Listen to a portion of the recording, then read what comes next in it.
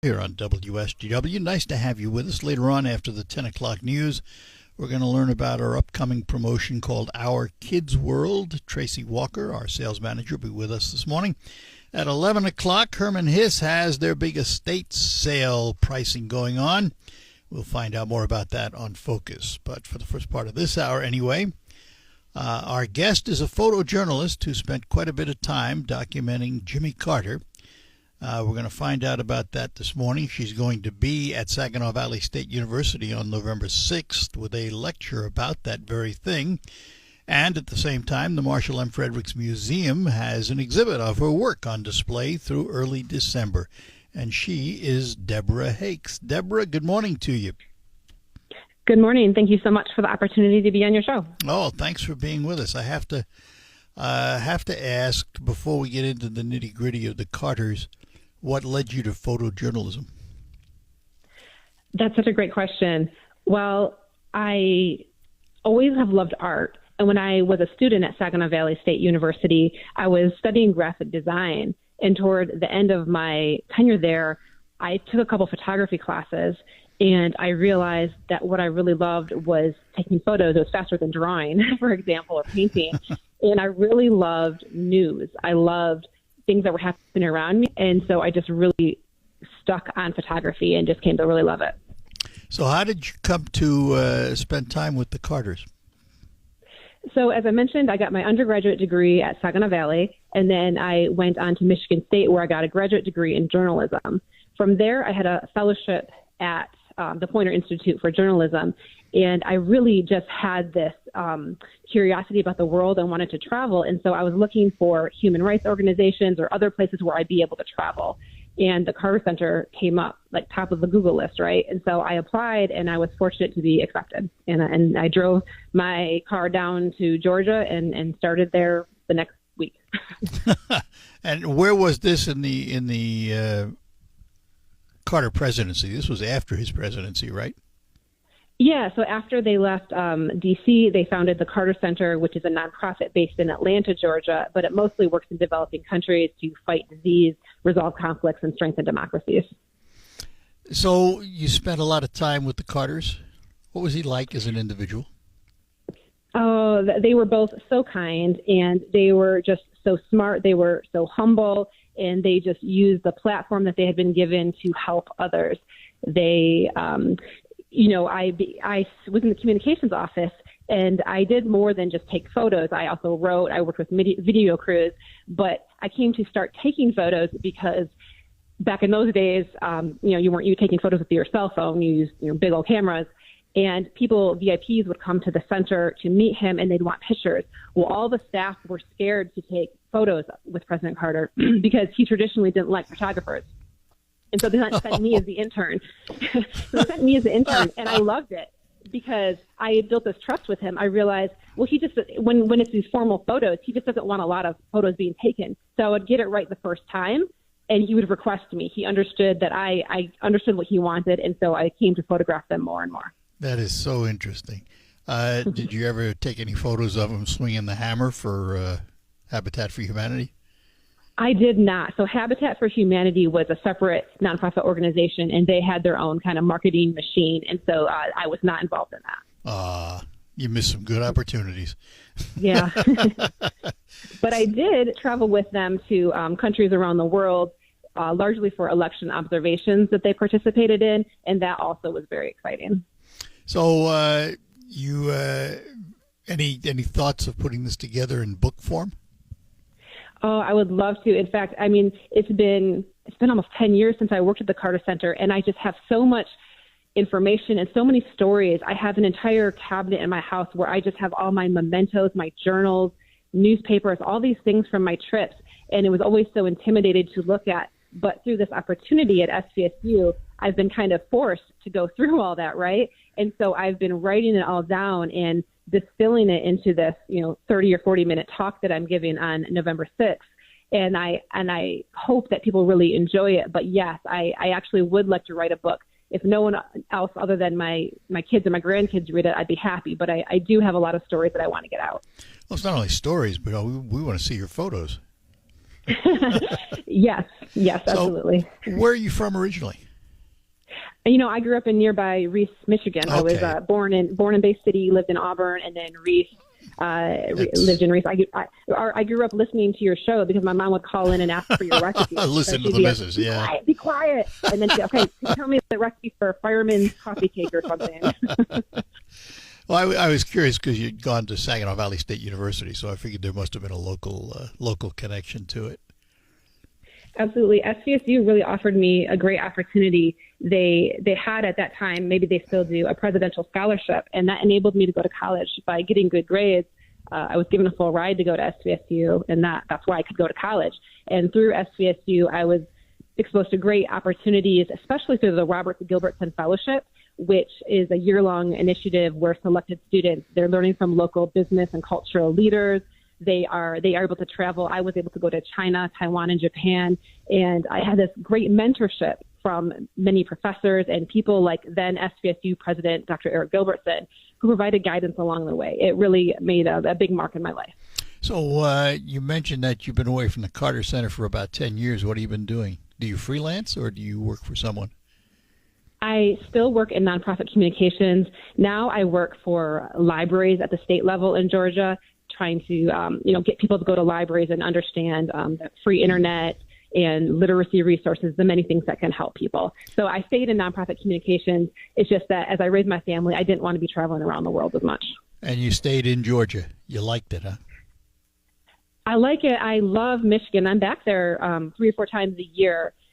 Again, as I had kids, it's like kind of roots started to form, right? And relationships started to form here as well. But I love Michigan. And as I said, I love coming back there, both to see my family and also when SVSU requests me through the Robert Gilbertson Fellowship, I'm always happy to talk with the current crop of students because mentorship was so important to me. And if I'm able to give back in that way, I'm more than happy to do it. So are you still using the camera? Yes. I do freelance, and I'll probably get more into it. It's changed so much.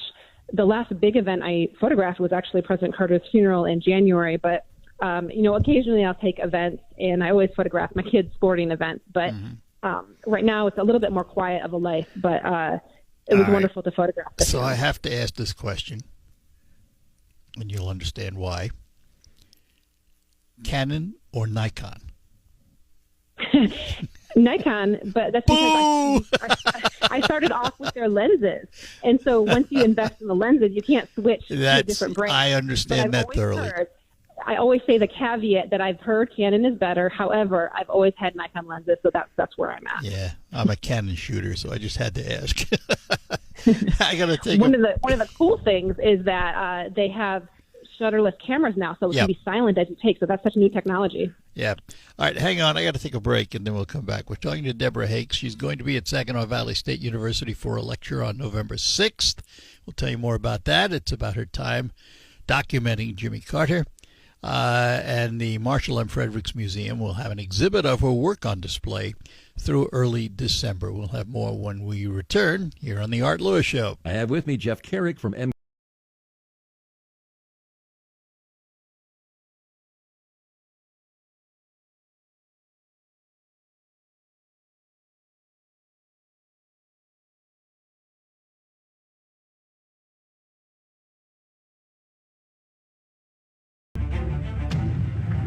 And we're back with you on the Art Lewis Show. We're talking to Deborah Hakes, a photojournalist and now the Director of Communications and Marketing for the Georgia Public Library System. And she's going to be at Saginaw Valley State University November 6th talking about her time documenting Jimmy Carter after his presidency for a couple of decades anyway. And her work will also be on display at the Marshall M. Fredericks Museum. What did it take, Deborah, for you to go through all of that and find enough material? I'm sure you had enough material to give to the Fredericks Gallery. Well, I had to do a lot of culling of photos because a lot of photos I'm partial to and I love them, even if they're not the best captured or best light or things like that, simply because I know the moment that they represent. So it took a while to, I showed, my husband showed a few friends and say, well, what about this one or this one? And whittled it down to 20 printed photos. And then they have a digital display of about 50 additional images. from 20 some countries. So it took a while to bring it down, but I also I know this material and I'm so happy to show it. I love talking about these photos. Do you have a favorite moment from your time with the Carters? I have a lot, but one of them from my very first trip with the Carters when I was an intern to Liberia in 2005. Now, this was a country that had just come out of a 14-year civil war, 200,000 people dead, hundreds of thousands of people in refugee camps, and the United Nations was there patrolling, keeping peace.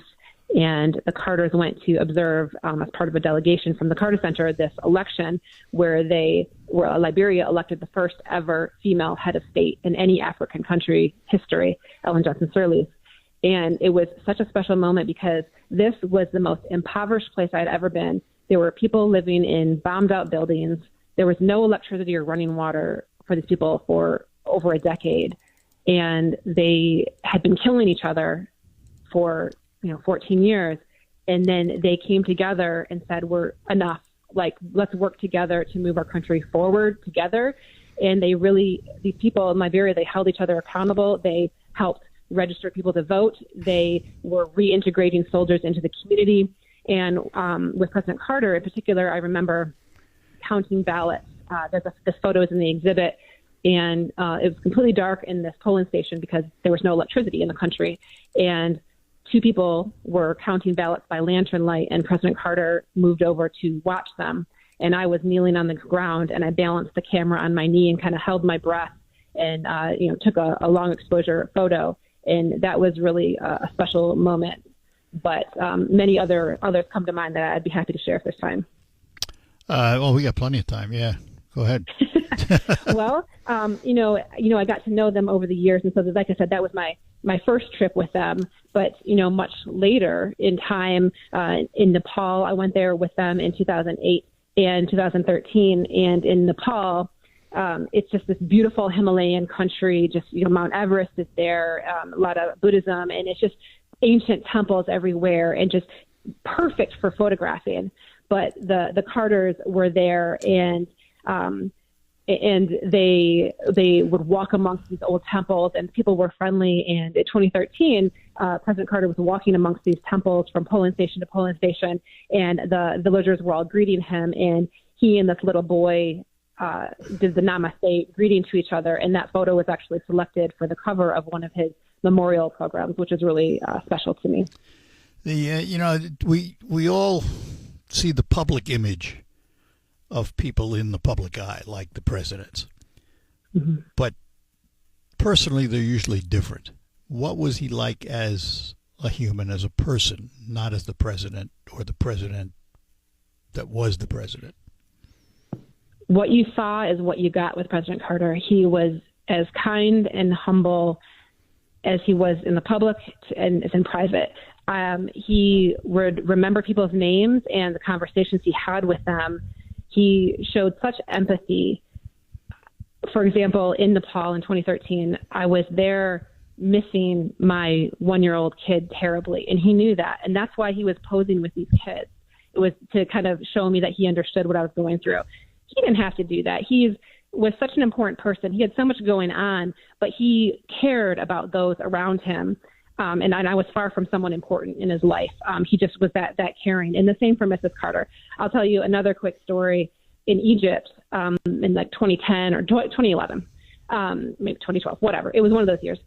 Egypt was having an election. It was like their first ever democratic election after overthrowing their dictator during the Arab Spring uprisings. And it was late afternoon on election day. So there, weren't as many people voting by then. It was getting quiet. And so I was sitting in a polling station with President Carter. And because it was a quiet moment, I told him, I said, President Carter, I want to let you know that I'm 4 months pregnant with my first child. And he gave me that big signature smile you may remember he had. And he was so happy for me. And he started going around and, again, picking up babies and posing with mothers and having me take their photos. Everyone's got these big smiles. The Secret Service agents were like, what is he doing? And then later that night, when we were having dinner at this restaurant on a hill overlooking Cairo, I was walking past their table with my dinner plate. And President Carter turned to Mrs. Carter and said, Rosalind, do you know she's having a baby? And Mrs. Carter turned to me and said, the world could use another Deb Hakes. So that's just illustrative of their kindness, their generosity. They were just such good people who really lived their faith. Carter had once said, "My faith demands that I do whatever I can, wherever I am, for as long as I can to try to make a difference." And they did that. Do you stay in contact with anybody at the center or any of the kids? So their kids are in their 70s. Yeah, I call them kids, but I understand that. Yeah. Their grandchildren are my age largely, and one of them lives in my neighborhood. One of the great grandchildren goes to school with my kid. So it's Atlanta. It's a big city, but it's a small town, and a lot of people have some connections to the Carters. I'm not in touch with them personally, but I have old friends from the Carter Center that I regularly keep in contact with, because it was honestly more than a job. It was far more encompassing. It was, hugely formative in my early adulthood, filled with all these experiences and people that I'm going to remember the rest of my life. Well, it's always a special moment in somebody's life when their job leads them to be able to have that kind of contact with someone of the Carters. What's the word I'm looking for? I don't know, but someone of that import, and rarely do they ever disappoint. I've interviewed lots of presidents and things of that nature, and I always come away saying the same thing. They're just people. Mm-hmm. Some better than others, but they're just people. Mm-hmm. And I imagine that's what you found with Carters. It is. They were always on. They understood the public eye and that they were in the public eye, but they were just people. He loved to run, but I remember having a conversation with him that he was having knee trouble, so he switched to swimming. Different things like that. Mm-hmm. To show you they were just regular people. They're human. They had they're humans. Yeah. Mrs. Carter, she would do Tai Chi monthly at the Carter Center, and employees could join in. It was just the type of exercise that she liked as she got older. So there were small moments where, when they were at the Carter Center in Atlanta, they were just regular people. And we did our best to, I would always try to have normal conversations with him, but then I always would find myself just like, and by the way, could you tell me about negotiating the Camp David Accords? Because it's just so fascinating to me. Yeah, You know what I mean? yeah. Like, yes, you like to run, but also, can you tell me about this? Because they were just had such a laundry list of achievements in their lives. Well, Deborah, I want to thank you for spending time with us this morning. Deb's going to be in town at Saginaw Valley State University, her alma mater, on November 6th. What time? It's going to be 5 o'clock for a reception, which I hope everyone will join for, and then a lecture at 6 o'clock. All right, and then you can see her work at the Marshall M. Fredericks Museum, the gallery, and that will be on display through early December. Deb, thanks for spending the time with us this morning. We really appreciate it, and wish you well. Thanks so much. Have a great day. Bye. Bye-bye now. Deb Hakes, and photojournalist who spent a lot of time with the late President Jimmy Carter. Let me take a moment to talk about your winter tires. Yeah, because winter's coming and you'll have driving challenges with the snow and ice, but good tires can help you out. And there is a difference between winter tires and your all-season type. Here's John at Quick Lane Freeland to tell you the difference. Hello, Art. Yes, winter tires are made with a pliable rubber compound that includes silica to stay flexible and maintain grip in freezing temperatures. Unlike harder all-season tires, which stiffen and lose traction in the cold, this flexible compound allows the tire to better conform to the road surface, providing superior grip and traction on snow and ice to keep you safe. Thank you, John. Also, let me tell you, not only should you stop by Quick Lane Freeland at McDonald Ford and have your tires checked and your cooling system checked, but something is coming up tomorrow at McDonald Ford. They are going to have a trunk or treat event. It's Thursday, October 23rd, 5:30 to 7:30 p.m. at the dealership on Freeland in Freeland. Candy and games, and they'll have interactive trunks, food by Big Meaty Phillies, bounce house, obstacle course. Lots of good stuff going on at McDonald Ford, all free. Bring the kids. Enjoy yourself from 5:30 to 7:30 p.m. And don't forget, by the way, when you're looking for tires, Quick Lane Freeland, all tires are only $5 over cost. We'll be back and we'll have open phones for the remainder of the hour. Hometown feel and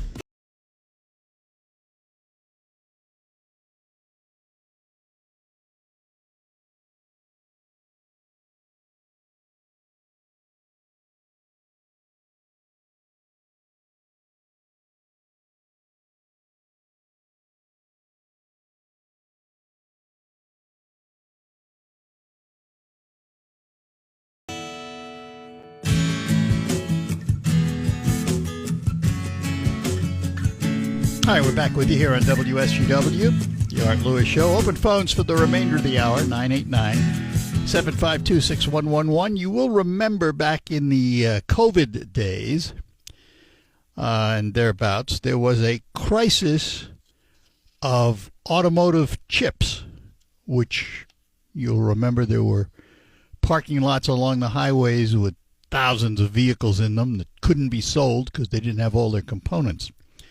Well, according to this article in the Free Press this morning, automakers are facing another semiconductor chip crisis that could halt a lot of new car production. This stems from a dispute between the Dutch government and China. The Dutch government Sunday said that as of the end of September, it had taken control of a Chinese-owned computer chip maker Nexperia over concerns of transfer of technology to Nexperia's Chinese parent company, Wingtech. Gee, other countries have that same problem. Most of Nexperia's chips are made in Europe, but they're then packaged in China. Neither side of the company's operations would be able to find alternative partners right away, and it's not known how big a stockpile American manufacturers have of chips. But the auto group, the European auto group, and others in the U.S. Want obviously a quick solution to the problem because it really will impact, if they can't get the chips, auto production. And disruptions to the automotive supply chain don't take very long to ripple around the world. So, I mean, this is just another example of why we need to have more chip production in this country and not be so dependent on the world for various reasons. This will be an expensive boondoggle if it happens. They'll lose billions. And it's not just here in the States, it's all over the world. So the European automotive manufacturers are concerned about it. And every time we have one of these things come up, what do you always hear? You always hear the name China. We've become so dependent on China because of their cheap manufacturing, and let's face it, that's what it's all about. You get things done cheaper over there than you do over here, and cheaper than they do in Europe. So every time we have an issue, that name, that country's name, comes up all the time. It's about time we wean ourselves off of chips, for example. Drug components make up a lot of the drugs you take to keep yourself healthy. We're dependent on China, and it's our own fault. We wanted things cheap, and we got them. Now we're paying for it because of that dependency. So I just hope that, all the work being done, companies like Corning and like Semiconductor and chip companies that say they're going to build in the U.S., I hope that comes to fruition and we have our own supply chain and not be so dependent on others. Not only just for chips for cars, but you name it. Name the product. Slowly but surely, production was moved overseas. I'm not positive, but I do believe, for example, automakers in this country, you think American Car Company, right? Well, guess what? If you take the American car companies, take a look at the automobiles they produce, how many of them are actually built in the United States? And how many are built in China and get shipped here? It would scare you. It's a bunch. Big names. We're not talking about off-brands now.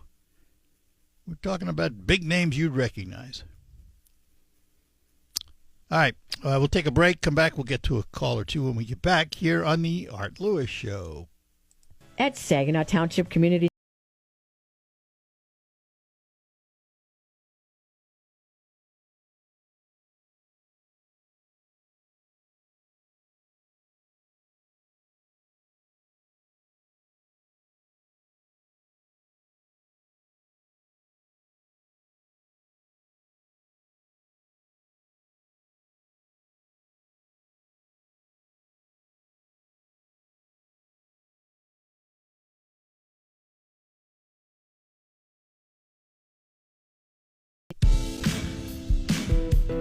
All right, we're back with you here at WSGW, the Art Lewis Show, and let's talk to Carol in Sheridan. Carol, good morning. Good morning. We're finally getting some of the rain we need. And yeah. And the trees hate to go in winter when it's really, really dry. It's very hard on trees. Mm-hmm. I was just kind of wondering what your thought was on the ballroom that's being built at the White House. I didn't think it would get done, and as far as I'm concerned, I don't think they need it, but that's me. I mean, that's... we spend a lot of money on stuff that you really question, and that's one I would question. I don't think we need a big ballroom. Well, they're ripping out the whole wall and East things, Wing, too. yeah, the East Wing, part of the East yeah. Wing. I'm not a fan. Well, I just kind of wondering, there was absolutely no, objection to it or people could object to it or anything. It was just done. So yeah, I don't know what the process is to get things like that done, but let's just say I didn't favor it. Would not be on the top of my list, that's for sure. Well, thank you for that. Oh, well, you're welcome. I won't even pick on you. Oh, well, let me write that down. I escaped. Okay. Enjoy the rest of your day. All right, Carol, you too. Thanks. Yeah. Bye-bye. Yeah, in this day and age, I'm not a fan of spending that kind of money when we're, supposedly it's paid for by donors. I don't care. I just think there are other priorities in the world. I'm just not going to say blanket, oh, hallelujah, we're going to build a ballroom. Whoopee. Why? What did we need it for? White House is a special place. I don't like to see it monkeyed with. But throughout history, it's been monkeyed with, so I guess this is just another one of those continuations of what happens. I'm not. I have in more recent years, I think, I've really become hardened against what I call frivolous expense. Particularly now that we're at $37 trillion in debt. Now I understand, supposedly this is paid for by donors and all that, but I'm just sorry. I'm not a fan. That's all I can tell you. Just not a fan. And, I don't care if it's Donald Trump or anybody else. I wouldn't be in favor of it. It's not, in my world, that's not a political question. It's a need question, Do we really need it? I didn't think so. I think there would be other things we could turn our attention to.